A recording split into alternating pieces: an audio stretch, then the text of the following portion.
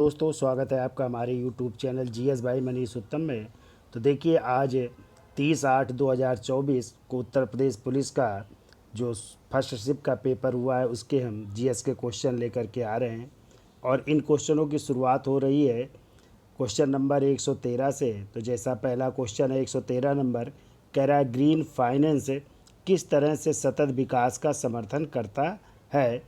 तो इसका आंसर हो जाएगा, जो है जल्दी से हम बता देते हैं, ये हो जाएगा पर्यावरण के अनुकूल परियोजनाओं के लिए वित्तीय संसाधन उपलब्ध करा करके। तो 113 का डी आंसर हो जाएगा। तो आंसर डी हो जाएगा भाई 113 का।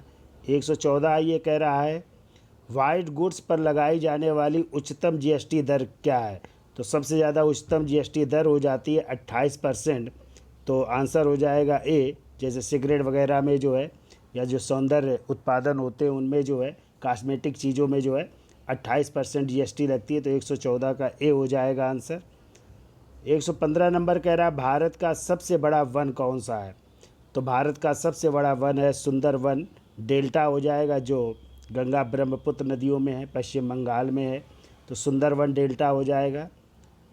अगला क्वेश्चन आई 116 नंबर कह रहा है लठमार होली उत्तर प्रदेश के नीचे निम्नलिखित किस शहर में मनाया जाने वाला एक अनोखा उत्सव है। तो देखो, लठमार होली कहाँ की है, तो बरसाना की है। तो 116 का बी हो जाएगा बरसाना। 117 नंबर कह रहा है उत्तर प्रदेश का पहला ट्रैफिक पार्क किस जिले में खोला गया। तो देखो, उत्तर प्रदेश का पहला ट्रैफिक पार्क प्रयागराज या इलाहाबाद में खोला गया। तो 117 का ए हो जाएगा। 118 कह रहा है PMJDY कब लॉन्च की गई। तो इसको लॉन्च किया गया 28 अगस्त 2014 को। तो आंसर हो जाएगा बी 28 अगस्त 2014। कह रहा निम्नलिखित में कौन सा देश भारत के साथ भूमि सीमा साझा नहीं करता है। तो देखिए, कौन सा देश जो है भारत के साथ भूमि साझा नहीं करता। तो आपको पता है म्यांमार, जो अरब सागर में, सॉरी मालदीव हो जाएगा, जो अरब सागर में है। तो आंसर सी हो जाएगा मालदीव। बाकी सब साझा करते, चीन भी करता है, म्यांमार भी करता है, और बांग्लादेश के साथ तो सर्वाधिक सीमा साझा होती है। अगला क्वेश्चन कह रहा है किस युद्ध से भारत में ब्रिटिश औपनिवेशिक शासन की शुरुआत हुई। तो कह रहा है ब्रिटिश औपनिवेशिक शासन की शुरुआत होती है प्लासी के युद्ध के बाद। तो प्लासी का युद्ध हुआ था 23 जून 1757 को अंग्रेज़ों और बंगाल के नवाब सिराजुद्दौला के बीच, और अंग्रेज़ों की तरफ से नेतृत्व किया था लॉर्ड क्लाइव ने। जबकि बक्सर का युद्ध हुआ था 22 अक्टूबर 1764 को, और इसमें भी अंग्रेज़ थे। और दूसरी तरफ अवध का नवाब शुजाउद्दौला था, मुग़ल बादशाह शाह आलम द्वितीय थे, और बंगाल का पदस्थ नवाब मीर कासिम था। और अंग्रेज़ी सेना का नेतृत्व किया था कैप्टन हेक्टर मुनरो ने। तो यहाँ पे भी जो है अंग्रेज़ों की जीत हो गई थी, और स्थायी रूप से इन्होंने जो है राजनीति में कदम रख लिया था।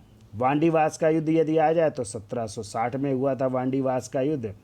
किसके किसके बीच हुआ था, तो अंग्रेज़ों और फ्रांसीसियों के बीच। तो फ्रांसीसी पराजित हो गए थे। और पानीपत के देखो 3 युद्ध हुए हैं। एक 21 अप्रैल 1526 को बाबर और इब्राहिम लोदी के बीच। इब्राहिम लोदी पराजित हुआ और युद्ध के मैदान में मारा गया था, बाबर की विजय हुई थी। जबकि दूसरा हुआ था 5 नवंबर 1556 को, ये हुआ था अकबर और हेमू के बीच। तो हेमू इसमें पराजित हुआ था। और तीसरा हुआ था 14 जनवरी 1761 को, ये हुआ था मराठों और अहमद शाह अब्दाली, या मराठों और अफ़गानों के बीच। और इसमें जो है मराठे पराजित हुए थे, अहमद शाह अब्दाली की विजय हुई थी। तो ये भी याद रखिएगा। अगला देखो, क्वेश्चन कह रहा है शहरीकरण का एक महत्वपूर्ण पर्यावरणीय प्रभाव क्या है। तो शहरी क्षेत्र में जो है आपको पता ही है उच्च कार्बन उत्सर्जन होता है। तो इसका आंसर हो जाएगा ए, उच्च कार्बन उत्सर्जन। 122 नंबर आइए, कह रहा है रेंस में वेयर शब्द का अर्थ क्या है। तो रेंस में वेयर शब्द का अर्थ होता है ऐसा सॉफ्टवेयर जो फाइलों को एनक्रिप्ट करता है और फिरौती की मांग करता है। यानी डी आंसर ही हो जाएगा सही। अगला क्वेश्चन है सदगति पुस्तक जिस पर एक फिल्म बनी थी किसके द्वारा लिखी गई थी। तो ये पुस्तक थी प्रेमचंद जी की। तो मुंशी प्रेमचंद, जिनका असली नाम था धनपत राय, उन पर लिखी गई थी। अगला क्वेश्चन है, कह रहा है निम्नलिखित में से किस पूर्व भारतीय प्रधानमंत्री को भारत रत्न नहीं मिला। तो आंसर कह रहा है पीवी नरसिम्हा राव, मनमोहन सिंह, चौधरी चरण सिंह, लाल बहादुर शास्त्री। तो इसका आंसर हो जाएगा डॉक्टर मनमोहन सिंह को अभी भारत रत्न नहीं मिला है, जबकि अभी पीवी नरसिम्हा राव जी को, चौधरी चरण सिंह को और लाल कृष्ण आडवाणी जी को और कर्पूरी ठाकुर जी को और इसके अलावा एम एस स्वामीनाथन को 5 लोगों को जो है भारत रत्न दिया गया है। तो मनमोहन सिंह हो जाएंगे, इनको नहीं मिला है। ठीक है, अगला क्वेश्चन कह रहा है भारत में जनगणना किस शासक के समय आयोजित की गई थी। तो देखो, भारत में पहली जनगणना हुई थी लॉर्ड मेयो के समय 1872 में। ठीक है, तो 1872 में हुई थी पहली जनगणना, याद रखिएगा, लॉर्ड मेयो के समय। और आ जाए नियमित रूप से कब हुई थी, तो नियमित रूप से हुई थी लॉर्ड रिपन के समय 1881 में। नियमित रूप से आ जाए या 10 की जनगणना आ जाए तो वो हो जाएगी 1881 में लॉर्ड रिपन के समय। अगला क्वेश्चन कह रहा है कि क्या अर्थ है डैश, कह रहा है का अर्थ है किसी अन्य व्यक्ति की वेबसाइट पर बलपूर्वक नियंत्रण स्थापित करना। इसको कहते हैं वेब हाईजैकिंग कहते हैं। क्या कहते हैं? किसी की वेबसाइट को हाईजैक कर लेना, वो कहलाती है वेब हाईजैकिंग। अगला कह रहा है भारत और बांग्लादेश के बीच किस नदी के कारण विवाद उत्पन्न हुआ। तो आपको पता है तिस्ता नदी के कारण जो है, तो आंसर हो जाएगा 127 का ए।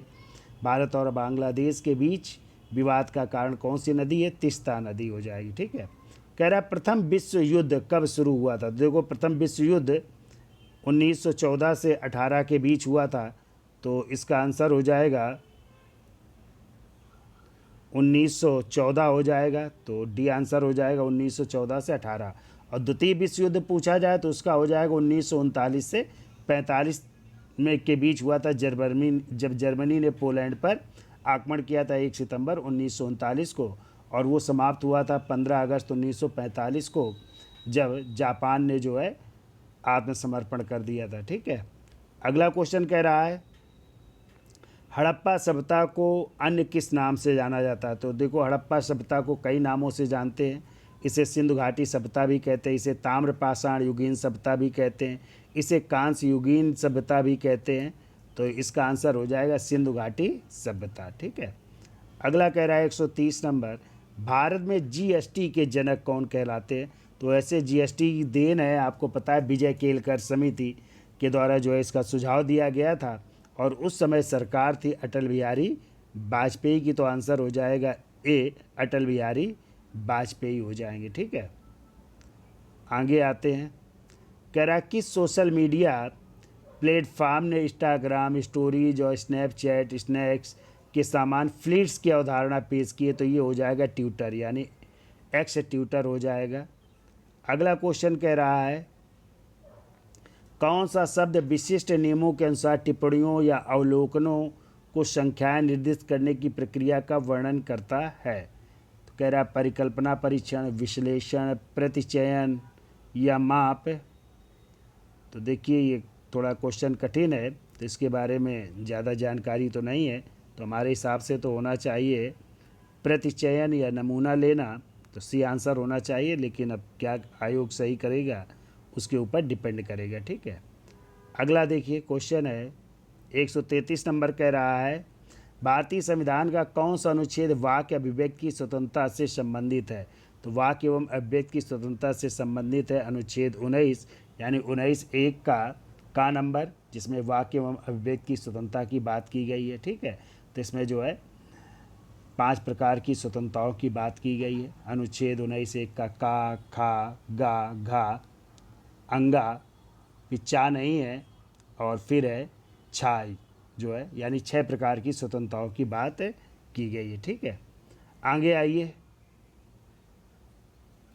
भारत के किस शहर में दुनिया के 90% हीरे संसाधित होते हैं या संशोधित होते हैं। तो आपको पता है हीरों के लिए प्रसिद्ध है गुजरात का सूरत शहर। तो सूरत हो जाएगा, इसमें डी आंसर सूरत है। अगला क्वेश्चन है 2011 की जनगणना के अनुसार भारत में कुल वन आवरण कितना था।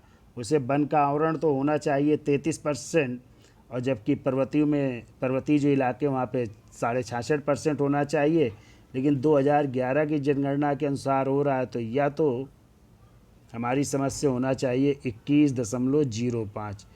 ठीक है, आंकड़े थोड़े पुराने हैं, तो 21.05% होने चाहिए। फिर भी आयोग क्या सही करता है देखना पड़ेगा। अगला क्वेश्चन है, कौन सा प्राचीन भारतीय ग्रंथ है जो संगीत, नृत्य और नाटक पर विस्तृत लेख के लिए जाना जाता है और जिसे शास्त्रीय भारतीय कलाओं के लिए एक आधारभूत कृति माना जाता है? मनुस्मृति, वेद, अर्थशास्त्र और नाटशास्त्र। तो इसमें हो जाएगा नाटशास्त्र, भरत मुनि का नाटशास्त्र। और एक क्वेश्चन और आता है, भरत मुनि के नाटशास्त्र के अनुसार रसों की संख्या कितनी है? तो 8 रस होते हैं। ठीक है, और वैसे तो 9 होते हैं, शांत रस भी होता है अभिनय गुप्त द्वारा, लेकिन भरत मुनि के अनुसार आ जाए तो 8 आप लोग मारेंगे आंसर। ठीक है, अगला क्वेश्चन है, अंतर्राष्ट्रीय पुनर्निर्माण एवं विकास बैंक यानी IBRD क्या है? तो IBRD है एक संयुक्त राष्ट्र एजेंसी है जो गरीब उन्मूलन और सामाजिक विकास पर ध्यान केंद्रित करती है। तो यही होगा भाई, ये आंसर हो जाएगा। यह एक संयुक्त राष्ट्र एजेंसी है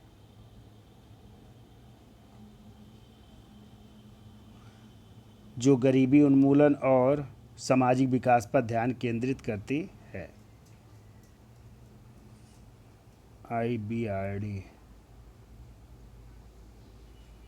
आंसर तो यही होना चाहिए।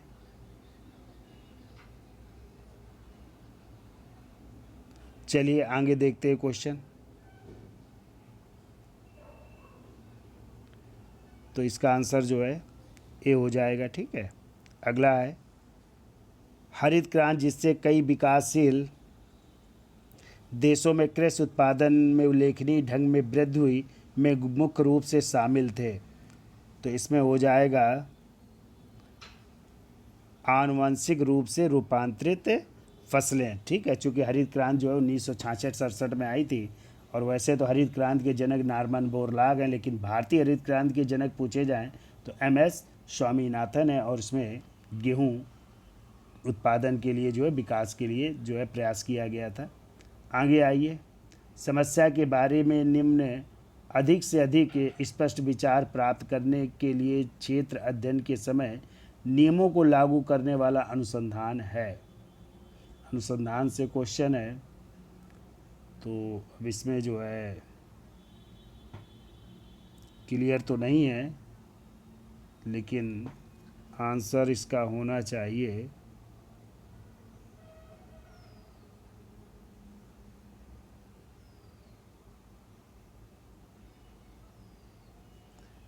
चलिए इसको देख लेते हैं। क्लियर नहीं है, व्यवहारिक अनुसंधान कह रहा है, अनुसंधान विश्लेषण कह रहा है, क्रियान्वयन अनुसंधान या प्रायोगिक, क्लियर नहीं भाई है। आगे आते हैं, केंद्रीय कृषि विश्वविद्यालय कहाँ स्थित है? तो देखिए, केंद्रीय कृषि विश्वविद्यालय स्थित है मणिपुर में। तो आंसर हो जाएगा C, मणिपुर में ये जो है स्थित है। तो मणिपुर इसका आंसर हो जाएगा।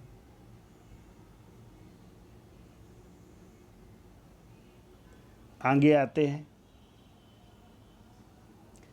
कह रहा आर्कटिक परिषद जलवायु परिवर्तन और आर्कटिक शासन को संबोधित करने में कैसे मदद करती है? तो इसका आंसर हो जाएगा एक ऐसी शासी निकाय के रूप में विनिमय जो सभी आर्कटिक देशों के लिए कानूनों और विनियमों को निर्देशित करता है। बी आंसर होना चाहिए, तो बी आंसर हो जाएगा इसका। कह रहा भारत के प्रथम राष्ट्रपति कौन थे? तो भारत के प्रथम राष्ट्रपति थे डॉक्टर राजेंद्र प्रसाद जी हो जाएंगे। अगला क्वेश्चन कह रहा मानवाधिकार में दोनों शामिल हैं। तो मानवाधिकार में अधिकार और दायित्व दोनों शामिल होते हैं, तो अधिकार और दायित्व हो जाएगा, इसका आंसर ए हो जाएगा। अगला कह रहा है स्पेस एक्स पहले निजी तौर पर वित्त पोषित अंतरिक्ष कार्यक्रम की सह स्थापना किसने की थी? तो आपको पता है स्पेस एक्स जो है कंपनी एलन मार्क्स की है, तो एलन मार्क्स हो जाएंगे इसके आंसर। कह रहा अंकटाड का पूर्ण रूप क्या है?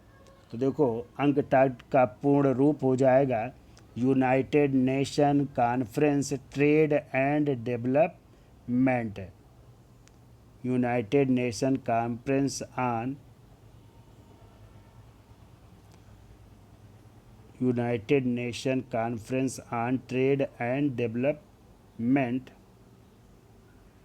तो आंसर हो जाएगा C, United Nation conference on trade and development. ठीक है, अगला आइए। कह रहा किसने सुझाव दिया था कि हर किसी का एक विशिष्ट रक्त समूह होता है, तो आर.एस. फैक्टर की खोज की थी कार्ल लैंड स्टीनर और बिनर ने रिशस नामक बंदर पर की थी, तो आंसर हो जाएगा बी, लैंड स्टीनर हो जाएगा। सोफिया कह रहा किस देश की राजधानी है, तो आपको पता है सोफिया जो है बुल्गारिया की राजधानी है। ठीक है, तो बुल्गारिया की हो जाएगी सोफिया, जबकि बांग्लादेश की ढाका हो जाएगी, अफगानिस्तान की काबुल हो जाएगी। आगे आइए, भारतीय संविधान का कौन सा अनुच्छेद राष्ट्रपति को क्षमादान देने की शक्ति प्रदान करता है, तो देखिए अभी हमने 3 दिन पहले ही पढ़ाया था ये कि अनुच्छेद 72 के तहत जो है राष्ट्रपति को क्षमादान देने की शक्ति, यानी किसी की फांसी की सज़ा या मृत्युदंड को माफ़ करने की सज़ा को माफ़ कर सकता है कौन, भारत के राष्ट्रपति। किस अनुच्छेद के तहत, अनुच्छेद 72 के तहत। ठीक है, जबकि आ जाए राज्यपाल को भी क्षमादान, वैसे तो क्षमादान की शक्ति है लेकिन मृत्युदंड की माफ़ करने की शक्ति नहीं, वो है अनुच्छेद 161 में। ठीक है, अगला क्वेश्चन कह रहा है सहकारी समितियों का प्राथमिक उद्देश्य है, तो सहकारी जो समितियां होती हैं, कोऑपरेटिव सोसाइटी होती हैं, उनका प्राथमिक उद्देश्य होता है सदस्यों की सेवा करना। ठीक है, अगला क्वेश्चन है साइबर सुरक्षा के लिए निम्नलिखित में से कौन सी संस्था जिम्मेदार है, तो साइबर सुरक्षा के लिए जिम्मेदार है CERT.in, तो इसका आंसर हो जाएगा ए, CERT.in। तो ये जो है जीएस के 38 क्वेश्चन थे जो आज सुबह मीटिंग आए थे 30/8/2024 को। तो यदि वीडियो अच्छा लगा हो तो लाइक शेयर और सब्सक्राइब करिए। धन्यवाद।